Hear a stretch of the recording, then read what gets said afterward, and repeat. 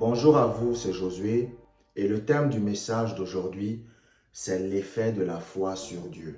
La première chose que vous devez comprendre, c'est que la foi nous rend agréables à Dieu. Ce qui fait en sorte qu'en tant que chrétien, vous soyez agréable au Seigneur, c'est la foi. C'est pour cela que lorsque vous lisez la Bible, particulièrement le Nouveau Testament, et même dans la vie de Jésus-Christ, il y est beaucoup mentionné la foi. Lorsque vous voyez que dans la Bible, il y a une expression ou un mot qui est énormément mentionné, cela signifie que ce sujet-là est important. C'est pour cela, par exemple, que lorsque vous lisez les évangiles du Seigneur Jésus-Christ, il y est beaucoup mentionné la guérison. Pourquoi? Parce que la guérison divine était une part essentielle du ministère du Seigneur Jésus-Christ. C'est pour cela, vous savez, moi j'ai souvent du mal à croire à des hommes de Dieu qui n'opèrent pas dans la guérison divine. Quand un homme de Dieu me dit qu'il est un homme de Dieu et il n'opère pas dans la guérison divine, ça me met mal à l'aise. Pourquoi? Parce que le Seigneur Jésus-Christ opérait dans la guérison divine. Les disciples du Seigneur Jésus-Christ, l'apôtre Pierre, Jacques, Jean, les 12 apôtres, opéraient dans la guérison divine. L'apôtre Paul avec Barnabas, Étienne, Philippe opéraient dans la guérison divine. Donc quand quelqu'un me dit qu'il est pasteur, il est un homme de Dieu, il n'opère pas dans la guérison divine, ça me met mal à l'aise. Mais maintenant, l'une des choses qui est aussi énormément mentionnée dans la Bible, c'est la foi. Et pourquoi la Bible mentionne énormément la foi? Parce que la foi est un sujet important. La foi est un sujet important dans le sens là où la foi fait en sorte que vous soyez agréable à Dieu. Il y a des chrétiens, parfois, ils se posent la question. Comment faire pour être plus agréable à Dieu? Comment faire pour que Dieu m'apprécie encore plus? C'est la foi. Vous savez, Dieu nous aime tous. La Bible dit dans Jean chapitre 3, verset 16, que Dieu a tant aimé le monde qu'il a donné son Fils unique, afin que quiconque croit en lui ne périsse point, mais qu'il ait la vie éternelle. Ça veut dire que Dieu nous aime tous autant que nous sommes. Mais ce n'est pas parce que Dieu nous aime tous que nous sommes tous agréables à Dieu. Vous savez, il vous est possible d'aimer une personne, mais pourtant cette personne ne vous est pas agréable. Ça veut dire quoi? Ça veut dire que vous n'appréciez pas la présence de cette personne. Par exemple, il y a des mamans qui aiment leurs enfants. Il y a des mamans qui aiment leurs enfants. Mais parfois, il y a un enfant qui lui est désagréable. Par exemple, quand vous avez un enfant qui est impoli, quand vous avez un enfant qui fait des choses désagréables, quand vous avez un enfant qui fait des choses que vous n'appréciez pas, cela n'enlève pas le fait que vous l'aimez. Mais qu'est-ce qui se passe? Cet enfant ne vous est plus agréable. Et c'est la même chose avec la foi. Ce qui fait en sorte que vous soyez agréable à Dieu, c'est la foi que vous manifestez dans votre vie. Quand vous manifestez une grande foi, vous serez beaucoup agréable à Dieu. Et quand vous manifestez une petite foi, vous serez très peu agréable à Dieu. Le fait que vous soyez agréable à Dieu va dépendre de la foi que vous avez. C'est la même chose que moi. Qu'est-ce qui fait en sorte que je sois agréable à Dieu? Ce n'est pas ma façon de m'habiller, ce n'est pas ma façon de me vêtir, ce n'est pas l'argent que je possède, ce n'est pas mon milieu social, ce n'est pas mes origines, non. Ce qui fait en sorte que je sois agréable à Dieu, c'est la foi que j'ai. C'est pour cela que lorsque vous lisez par exemple la Bible dit que Abraham était agréable à Dieu. Pourquoi Abraham était agréable à Dieu? Parce que Abraham était un homme qui marchait par la foi. Lorsque le Seigneur va par exemple dire à Abraham, il va dire à Abraham, prends ton fils et va le sacrifier. Qu'est-ce qu'Abraham va faire? Abraham va prendre son fils et il va aller le sacrifier. Et la Bible vous dit que Abraham avait confiance en Dieu, que Dieu était capable de ramener à la vie son fils. Et c'est pour cela que vous allez voir que qu'est-ce que le Seigneur va dire? Le Seigneur va dire, je vais bénir ta postérité. C'est pour cela qu'aujourd'hui, vous regardez le peuple d'Israël est béni. C'est quelque chose de flagrant. Lorsque vous allez même aux États-Unis, 50% des hommes d'affaires multimilliardaires, c'est des Juifs. Pourquoi? Parce que Dieu les a bénis à cause de la foi de Abraham. C'est pour cela que lorsque vous lisez les épîtres de Paul, l'apôtre Paul dit, ne soyez pas un scandale aux Juifs. Pourquoi? Parce qu'ils sont aimés de leur père. Ils ne sont pas aimés à cause de ce qu'ils sont, mais parce que leurs ancêtres, c'était des hommes de foi. C'est pour cela que parfois vous allez voir une fille, elle vit dans le désordre. Elle vit dans le désordre total, mais pourtant elle réussit dans la vie. Et vous allez voir des chrétiens qui vont à l'église, qui prient, et les choses ne se produisent pas. En général, c'est que vous allez voir que cette fille qui vit dans la débauche, elle avait son père ou sa mère qui était un homme de foi. Et à cause de cette personne-là, Dieu accorde la grâce à cette fille. Il y a des gens parfois qui vivent dans le désordre, mais à cause de la foi de leurs parents, ils sont préservés. La foi, c'est ce qui vous rend agréable à Dieu. Lisons Hébreux chapitre 11, verset 6. Hébreux chapitre 11, verset 6. Or, sans la foi, il est impossible de lui être agréable. La Bible dit quoi? La Bible dit sans la foi, il est impossible de lui être agréable. La Bible ne dit pas que sans la foi, c'est peu probable que nous soyons agréables à Dieu. La Bible dit sans la foi, il est impossible. Ça veut dire que quelqu'un qui ne marche pas par la foi, qui ne vit pas par la foi, est désagréable à Dieu. C'est pour cela que lorsque vous lisez le livre de Romains par exemple, l'apôtre Paul va dire que ceux qui vivent selon la chair ne sauraient plaire à Dieu. Qu'est-ce que ça veut dire vivre selon la chair? Quelqu'un qui vit selon la chair, c'est quelqu'un qui vit selon ses cinq sens. Parce que les éléments qui combattent la foi, c'est les cinq sens. C'est pour cela que lorsque, par exemple, quelqu'un qui prie pour la guérison a du mal à obtenir sa guérison, c'est à cause de quoi? C'est à cause des cinq sens. Parce que lorsque vous priez pour la guérison, vos cinq sens vont vous dire que Dieu ne vous a pas donné la guérison. Lorsque vous priez pour une aide financière, vos cinq sens vont vous dire que Dieu ne vous aidera pas. Et la Bible dit que lorsqu'un être humain vit par rapport à ses cinq sens, en ce qui concerne les choses spirituelles, il est désagréable à Dieu. Il y a des choses pour lesquelles nous pouvons vivre par rapport à nos cinq sens. Par exemple, si vous voulez manger, c'est par rapport à vos cinq sens. Si vous voulez traverser la route, c'est par rapport à vos cinq sens. Dieu n'a pas de problème avec ça. Mais quand ça concerne les choses spirituelles et que vous misez votre vie sur vos cinq sens, la Bible dit qu'à partir de ce moment, vous êtes désagréable à Dieu. Ça ne veut pas dire que Dieu ne vous aime pas. Non, Dieu vous aime. Mais c'est-à-dire que Dieu n'apprécie pas ce que vous êtes en train de faire.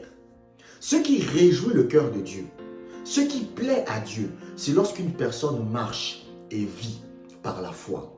Par exemple, vous allez voir des gens qui aiment se plaindre de leurs problèmes. Il y a des gens qui aiment se plaindre, se plaindre. Vous savez, moi, je vais vous dire une vérité. Moi, j'ai horreur des gens qui m'appellent ou qui aiment se plaindre de leurs problèmes. Ça m'énerve au plus haut point. C'est-à-dire que quand je vois quelqu'un qui passe son temps à se plaindre, à se plaindre, à se plaindre, à se plaindre, ça m'énerve. Pourquoi? Parce que cette personne est en train de démontrer qu'elle vit par rapport à ses cinq sens et non par la foi. Et le fait que cette personne vive par rapport à ses cinq sens et non par la foi, cela rend cette personne désagréable à Dieu. C'est-à-dire que cela ne plaît pas à Dieu. Dieu se réjouit chaque fois que l'un de ses enfants, que l'un de ses fils marche et vit par la foi.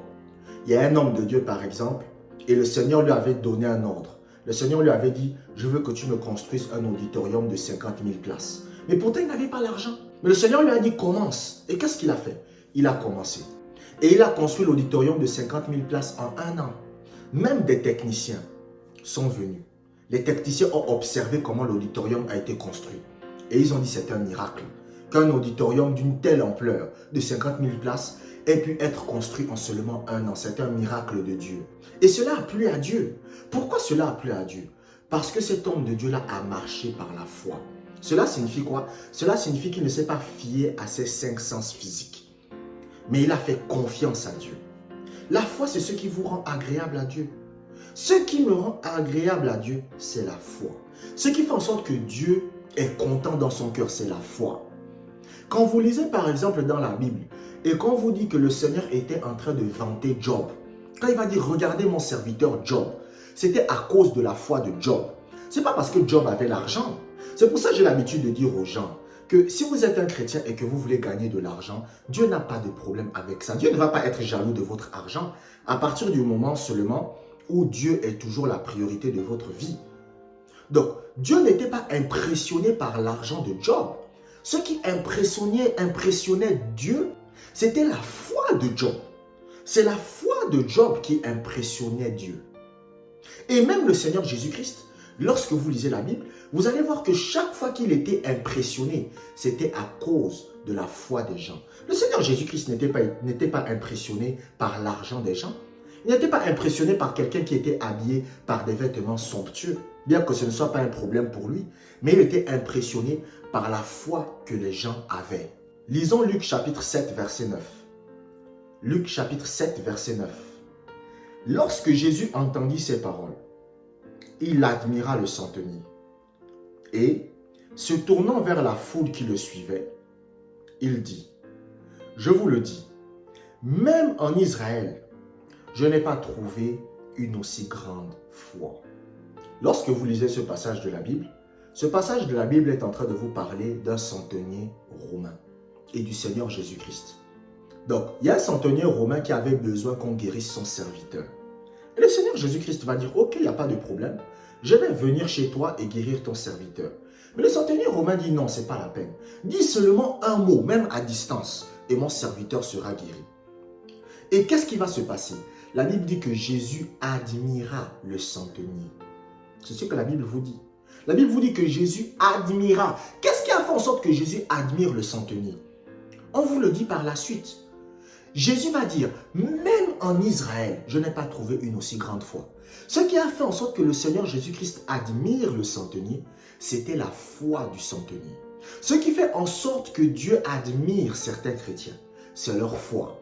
C'est pour cela que lorsque vous lisez la Bible, lorsqu'on était en train de lapider Étienne, et que Étienne était en train de mourir, qu'est-ce qui s'est passé? La Bible dit que lorsque Étienne a regardé le ciel, il a vu le ciel ouvert et il a vu le Seigneur Jésus-Christ debout. Pourtant, la Bible vous dit que le Seigneur Jésus-Christ est assis sur son trône. Mais là, le Seigneur Jésus-Christ était debout. Pourquoi? Parce que Étienne était un homme de foi. Lorsque vous êtes un homme de foi, lorsque vous êtes une femme de foi et que vous entrez au ciel, Jésus-Christ se tient debout pour vous honorer. Lorsqu'un chrétien marche par la foi, vit par la foi, il est agréable à Dieu. Les gens ne savent pas pourquoi le Seigneur Jésus-Christ était aimé par le Père. Pourquoi le Saint-Esprit aimait marcher avec le Seigneur Jésus-Christ? Le Saint-Esprit aimait marcher avec le Seigneur Jésus-Christ parce que le Seigneur Jésus-Christ était un homme qui marchait et vivait par la foi. Lorsque vous lisez par exemple la Bible raconte que des gens vont venir dire au Seigneur Jésus-Christ que Lazare est mort, que Lazare est malade plutôt. On va lui dire que Lazare est malade. Et les disciples vont dire au Seigneur que viens, il faut qu'on aille vite prier pour Lazare. Le Seigneur Jésus-Christ va dire non, Lazare est en train de dormir, il n'est pas mort. Il est en train de dormir.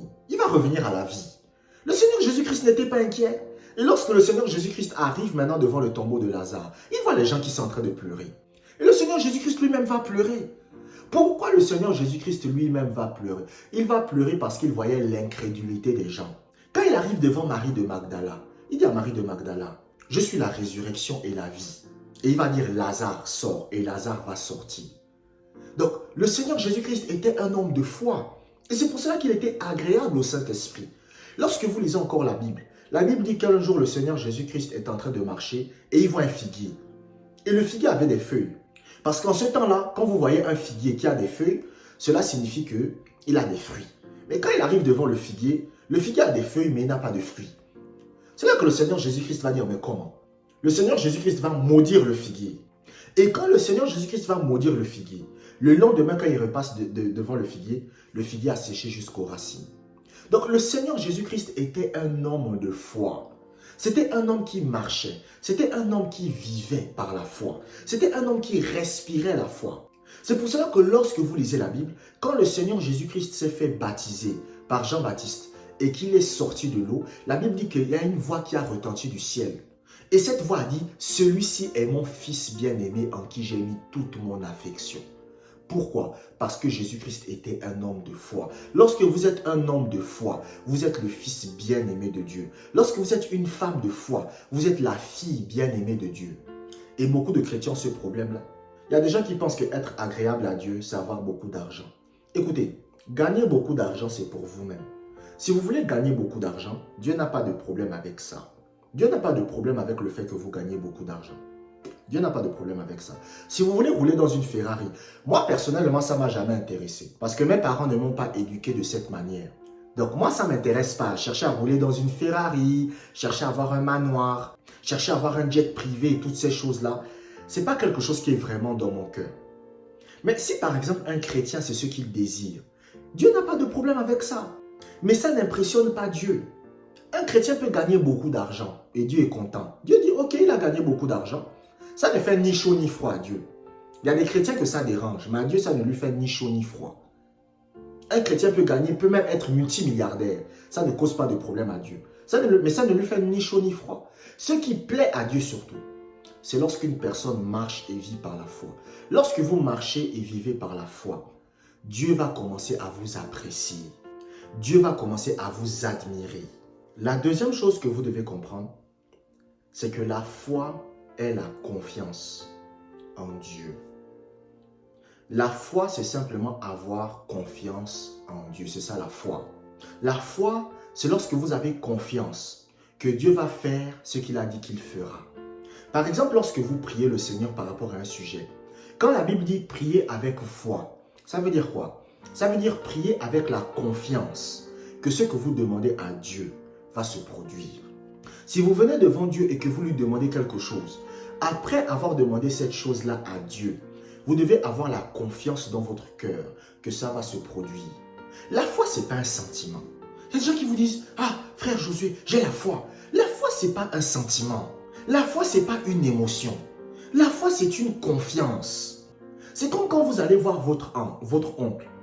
Vous dites à votre oncle « J'ai besoin que tu me donnes 1000 euros. » Quand vous demandez à votre oncle 1000 euros, votre oncle vous dit quoi? Votre oncle vous dit « Non, je vais te donner les 1000 euros demain. » Et vous avez quoi? Vous avez la confiance. Et c'est ça la foi. Remplacez le mot foi par le mot confiance. Le mot foi et le mot confiance, ce sont des mots interchangeables. Même quand vous lisez la Bible, quand vous voyez le mot foi, remplacez-le par confiance. Quand par exemple la Bible vous dit dans Romains chapitre 10, verset 17, la foi vient de ce que l'on entend, et ce que l'on entend vient de la parole de Dieu. Remplacez le mot foi par confiance. Dites simplement, la confiance en Dieu vient de ce que l'on entend, et ce que l'on entend vient de la parole de Christ. Parce que beaucoup de gens ont mystifié la foi. Beaucoup de gens ont mystifié la foi. Les gens se disent que la foi c'est un sentiment. Les gens se disent que la foi c'est une émotion. Alors que la foi c'est simplement la confiance en Dieu. C'est ça qu'on appelle la foi. C'est comme quand vous avez foi en un être humain. Vous savez, un jour j'étais avec un frère à moi et on était à plusieurs dans la maison. Donc il y avait moi, il y avait ce frère et il y avait d'autres personnes dans la maison. Et qu'est-ce qui va se passer? Quelqu'un va voler quelque chose dans la maison. Donc j'étais chez ce frère-là et on était à plusieurs. Donc il y avait aussi d'autres membres de la famille. Et quelqu'un va voler quelque chose dans la maison. Et maintenant il y a une personne qui va m'accuser. Il y a une personne qui va dire que c'est peut-être lui qui a volé. Et mon frère en question va dire non, moi je connais Josué. Je connais bien mon frère Josué, ce n'est pas un voleur. Et après par la suite on a découvert que c'était une autre personne qui avait volé. Donc ça c'est ce qu'on appelle quoi? C'est ce qu'on appelle la confiance. C'est ce qu'on appelle la confiance. Parce que la personne me connaît. La personne sait qui je suis. La personne connaît mon caractère. Et il s'est dit non, Josué ce n'est pas un voleur. Et c'est la même chose avec Dieu. Qu'est-ce qui fait en sorte qu'une personne ait la confiance en Dieu? C'est lorsque vous connaissez Dieu. C'est lorsque vous avez la foi en Dieu. La connaissance de Dieu, c'est ce qui apporte la confiance et c'est ce qui apporte la foi. Quelqu'un qui n'a pas la connaissance de Dieu, quelqu'un qui ne connaît pas le caractère de Dieu, quelqu'un qui ne connaît pas comment Dieu est, il ne peut pas avoir confiance en lui. Il y a des gens, vous ne fréquentez pas Dieu. Vous n'avez pas de vie de prière. Vous ne méditez pas la parole de Dieu. Donc, à un moment donné, il faut dire la vérité. Parce qu'il y a des gens, parfois, ça les énerve. Mais moi, je suis là pour vous dire la vérité. Quelqu'un, vous ne priez pas Dieu. Quelqu'un, vous ne méditez pas la parole de Dieu. Vous n'avez aucune connaissance de Dieu. Et tout à coup, vous venez prier Dieu, vous demandez à Dieu 2000 euros. Comment vous allez avoir confiance que Dieu va vous donner 2000 euros? Une fois, je me rappelle d'une maman qui me contacte. Et cette maman m'explique qu'elle doit payer l'école de ses enfants. Elle me dit qu'elle a besoin d'énormément d'argent pour payer l'école de ses enfants. Mais cette maman-là n'a pas de vie de prière. Cette maman-là n'a pas de communion avec Dieu. Cette maman-là ne médite pas la parole de Dieu. Donc elle a fait peut-être une affaire de 6 mois sans prier, 6 mois sans méditer la parole de Dieu. Et tout à coup, comme maintenant elle a des problèmes, elle se lève, elle dit « Seigneur, il faut m'aider, j'ai besoin de telle somme. » J'ai dit « Ça ne va pas marcher. » Ça ne va pas marcher. Pourquoi ça ne va pas marcher? Parce que vous n'avez pas suffisamment eu une relation avec le Seigneur pour le connaître. C'est pour cela que moi je prie en langue tous les jours. Quand vous priez en langue tous les jours, qu'est-ce qui se passe? Écoutez, je vais vous révéler un secret ici. La prière en langue est une visite à Dieu. C'est ce que le Saint-Esprit m'a révélé récemment. Il m'a dit, la prière en langue, c'est une visite à Dieu. Il a dit, lorsque toi tu pars rendre visite à ta mère, lorsque toi tu pars rendre visite à un ami, tu cognes chez lui et tu rentres. Il a dit, quand tu pries en langue, c'est ce que tu es en train de faire avec moi. Et le Seigneur m'a révélé que la prière en langue, c'est la plus haute forme de prière. Et j'ai dit au Saint-Esprit, comment ça? Il m'a dit la prière en langue, c'est la plus haute forme de prière parce que même les gens de l'Ancien Testament n'atteignaient pas cette dimension de prière. La Bible dit, si je parle en langue, mon esprit est en prière. Donc ça veut dire que mon esprit est en train de fréquenter Dieu. Et le fait de fréquenter Dieu, c'est ce qui va faire en sorte que vous ayez la foi. C'est ce qui va faire en sorte que vous ayez la confiance en Dieu. Lisons Hébreux chapitre 11, verset 1. Hébreux chapitre 11, verset 1.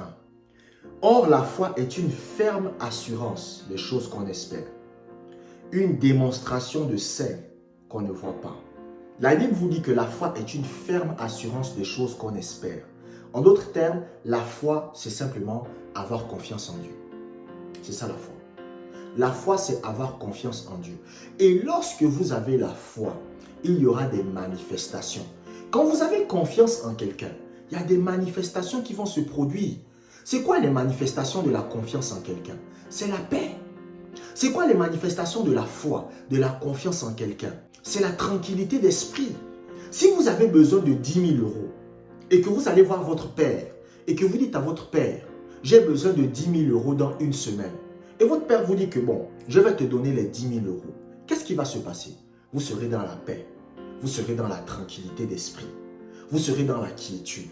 Parce que vous avez confiance en votre père. Et qu'est-ce qui se passe? Dans la semaine, votre père vous donne les 10 000 euros. Mais si vous demandez les 10 000 euros à votre père, mais après avoir demandé les 10 000 euros à votre père, vous êtes toujours dans la peur, vous êtes toujours dans l'incertitude. Cela signifie que vous n'avez pas confiance en lui. Cela signifie que vous n'êtes pas dans la foi. Parce que la foi et la confiance, ce sont des termes synonymes. La confiance en Dieu et la foi, ce sont des termes synonymes. Une personne qui a la foi en Dieu, c'est une personne qui a la confiance en Dieu. Une personne qui a la confiance en Dieu, c'est une personne qui a la foi. Et ce sera accompagné par ce qu'on appelle des manifestations. Le Seigneur Jésus-Christ, par exemple, était un homme de foi. Et comme le Seigneur Jésus-Christ était un homme de foi, ça veut dire quoi? Ça veut dire que c'était un homme de confiance. C'est pour cela que lorsque vous regardez le Seigneur Jésus-Christ, il ne vivait pas dans l'inquiétude. Il ne vivait pas dans la peur, mais il vivait dans ce qu'on appelle la confiance en Dieu. C'est-à-dire que peu importe les circonstances qui étaient devant lui, il avait confiance en Dieu. Et cette confiance en Dieu, c'est ça qu'on appelle la foi. La Bible, par exemple, va raconter l'histoire de l'apôtre Pierre. La Bible dit que l'apôtre Pierre va être arrêté par le roi Hérode, parce que le roi Hérode avait envie de le tuer. Et la Bible dit que pendant que l'apôtre Pierre était dans la prison, avec des soldats qui le gardaient, l'apôtre Pierre était en train de dormir. Donc imaginez-vous quelqu'un, on vous dit, on va te tuer peut-être dans 3 jours, mais le gars dort. Le gars est en train de dormir, le gars est en paix. Pourquoi? Parce qu'il avait la confiance en Dieu, que Dieu peut me délivrer. Il avait cette confiance-là.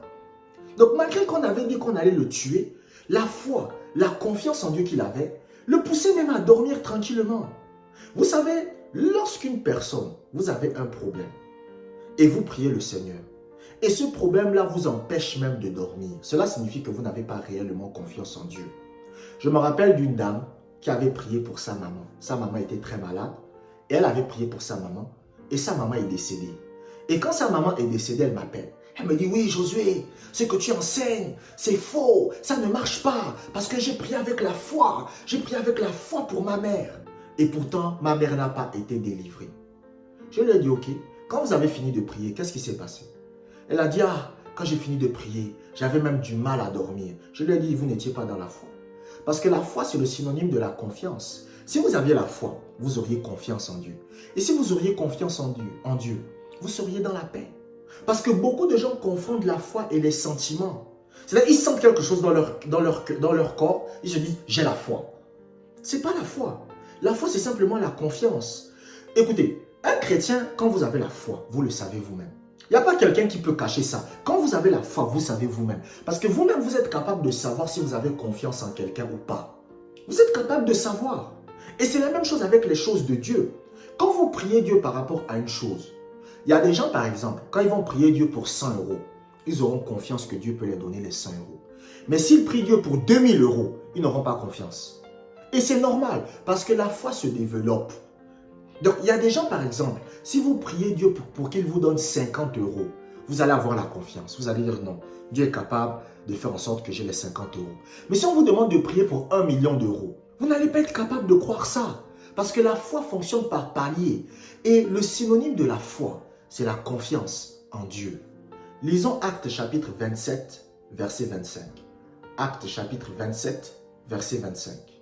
C'est pourquoi, rassurez-vous, car j'ai cette confiance en Dieu, qu'il en sera comme il m'a été dit.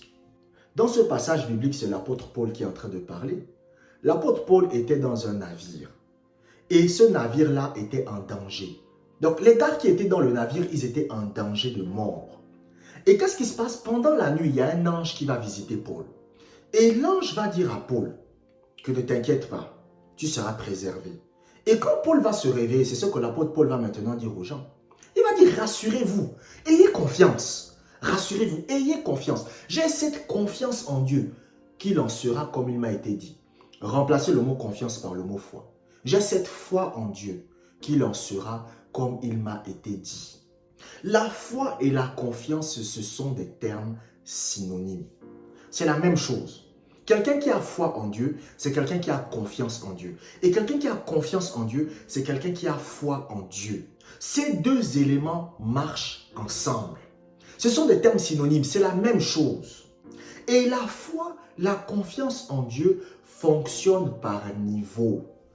Écoutez, vous savez par exemple Kenneth Hagin, il raconte qu'au début de sa vie chrétienne, il priait parfois seulement pour avoir 100 $. Et lorsqu'un jour il y a un monsieur qui lui a dit, pourquoi tu ne pries pas pour avoir 10 000 $? Vous savez ce que Kenneth Hagin a dit? Kenneth Hagin a dit, je n'ai pas suffisamment de foi pour l'instant pour croire pour 10 000 $. C'est ce que Kenneth Hagin lui-même a dit. C'est-à-dire, je n'ai pas suffisamment de foi en moi-même pour croire que Dieu va me donner 10 000 $. Mais qu'est-ce qui s'est passé? Kenneth Hagin a rencontré ce même monsieur-là 5 ans plus tard. D'accord? 5 ans plus tard, il a rencontré le même monsieur. Et maintenant, Kenneth Hagin, au lieu de prier pour 100 $, il priait pour 10 000 $. Et le monsieur lui a dit, ah frère Kenneth, maintenant tu pries pour avoir 10 000 $. Mais Kenneth Hagin va lui dire, oui, parce que ma foi s'est développée. Ma confiance en Dieu s'est développée. Vous ne pouvez pas avoir confiance en quelqu'un que vous ne connaissez pas. Si quelqu'un vient vous voir dans la rue, vous ne pouvez pas avoir confiance en lui. Même si on vous a parlé de lui, vous devez le fréquenter pour avoir confiance en lui. C'est pour cela qu'un chrétien, pour que votre foi se développe, vous devez fréquenter Dieu. Et fréquenter Dieu, ça se fait par la méditation de la parole de Dieu et ça se fait par la prière. Parce que la foi et la confiance en Dieu, c'est la même chose. Et ce qui fait en sorte que la foi et la confiance en Dieu se développent, c'est le fait de fréquenter Dieu. Et vous ne fréquentez pas Dieu sur le plan physique, parce que Dieu n'est pas un humain. Comment vous fréquentez Dieu? C'est en méditant la parole de Dieu régulièrement et en ayant une vie de prière. Surtout la prière en langue. Parce que par la prière en langue, vous allez aller 2 fois plus vite que par rapport aux autres types de prières. Vous savez, il y a un frère qui m'a contacté avec sa femme. Il m'a dit, frère Josué, moi j'ai envie d'avoir des temps de prière. Comment je dois passer du temps dans la prière? Je lui ai dit, il y a 3 façons de passer du temps dans la prière avec Dieu. La première façon, c'est d'être en silence dans la prière. La deuxième façon, c'est d'être dans la louange et l'adoration. Et la troisième façon, c'est d'être dans la prière en langue. Mais parmi ces 3-là, la plus puissante, c'est la prière en langue. C'est pour cela que vous voyez que l'apôtre Paul a dépassé l'apôtre Pierre et il a dépassé tout le monde. Pourquoi? Parce qu'il priait beaucoup en langue. La prière en langue va vous faire aller 2 à 3 fois plus vite dans votre vie spirituelle. C'est pour ça qu'il y a des chrétiens qui disent, ça sert à quoi de prier en langue? Ça sert à quoi de prier en langue? La prière en langue fait en sorte que votre vie spirituelle va aller 2 à 3 fois plus vite. Un chrétien qui prie en langue et un chrétien qui ne prie pas en langue, le chrétien qui prie en langue va aller plus rapidement. Je vous ai déjà dit que un chrétien qui ne prie pas en langue, mais qui a une vie de prière, c'est comme un chrétien qui veut quitter de Marseille à Paris en voiture. Il va arriver à Paris, mais ça va être plus lent. Mais maintenant, un chrétien qui prie en langue, c'est un chrétien qui quitte de Marseille à Paris en avion. Donc, ils vont arriver tous les deux. Mais sauf que celui qui prie en langue va arriver plus rapidement. Donc, la foi, c'est la confiance en Dieu. Avoir foi en Dieu, c'est avoir confiance en Dieu. Lorsque la Bible vous dit que Abraham est parti sacrifier son fils, a failli sacrifier son fils Isaac pour Dieu, et qu'on vous dit que Abraham avait la foi que Dieu était capable de ressusciter son fils, cela veut simplement dire que Abraham avait confiance en Dieu. Cela veut dire que Abraham avait confiance que Dieu était capable de ramener à la vie son fils. La Bible va vous dire par exemple que par la foi, ils guérirent de leur maladie. Quand on vous dit que par la foi, ils ont guéri de leur maladie, ça veut dire que par la confiance en Dieu, ils ont guéri de leur maladie. Parce que la foi, c'est la confiance en Dieu. Et la confiance en Dieu, c'est la foi. Il y a des gens, par exemple, qui ont foi aux médecins. Vous savez, moi, je n'ai aucun problème avec les médecins. Et je vous ai dit, quand vous êtes un chrétien, si vous êtes malade, il n'y a pas de problème à aller voir le médecin. Il n'y a pas de problème à aller voir les médecins et prendre des médicaments. Il n'y a pas de problème à aller les voir en attendant que votre foi se développe. Le Seigneur peut même utiliser un médecin pour vous délivrer. Mais la Bible va dire quoi? La Bible va dire qu'ils ont été guéris par la foi. La Bible va dire qu'ils ont échappé au tranchant de l'épée par la foi. La Bible va dire que les ennemis qui voulaient les détruire ne vont pas réussir à les détruire par la foi. Mais qu'est-ce que c'est que la foi? Qu'est-ce que c'est que la foi basiquement? La foi simplement c'est la confiance en Dieu. Et lorsque maintenant vous avez confiance en Dieu, qu'est-ce qui va se passer? Il y a des manifestations qui vont se produire. Si vous êtes édifié par mes enseignements, vous pouvez me soutenir tout simplement en faisant un don à travers les liens qui se trouvent dans la description. Vous pouvez faire un don à travers PayPal, vous pouvez faire un don à travers Stripe, la carte bancaire, et vous pouvez aussi faire un don à travers Paylib. Toutes les informations se trouvent dans la description. Il vous est aussi possible de faire un don à travers RIA, MoneyGram et Western Union. Je vous remercie d'avoir écouté cet enseignement jusqu'à la fin. Abonnez-vous pour des prochaines vidéos et que la grâce du Seigneur soit avec vous.